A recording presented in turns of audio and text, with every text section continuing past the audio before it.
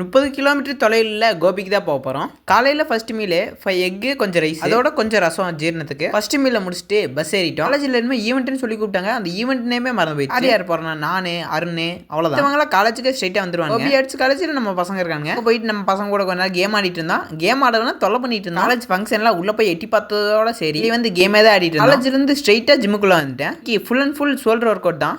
ஷோல்டருக்கு ஒரு 6 வேரியேஷன் அடிச்சுட்டு பிடிச்சி வம்பிழுத்துட்டு இருந்தேன். தலைவன் இன்னைக்கு லெக் டேல வந்து மாட்டிட்டாப்ல. மொத்தம் 180 கிலோ வீடியோ இருக்கு. அவ்வளோ கூச்சமா இருக்கு. ஆள் ஒர்க் அவுட் பண்றதெல்லாம் பார்த்தோம்னா அந்த அளவுக்கு வெயிட் தூக்குவாப்ல. லைட்டா ஃபார்ம் மட்டும் அடி வாங்குவோம் அவ்வளோதான். இருந்து உனக்கு திமிங்கல்னே அழைக்கப்படும்.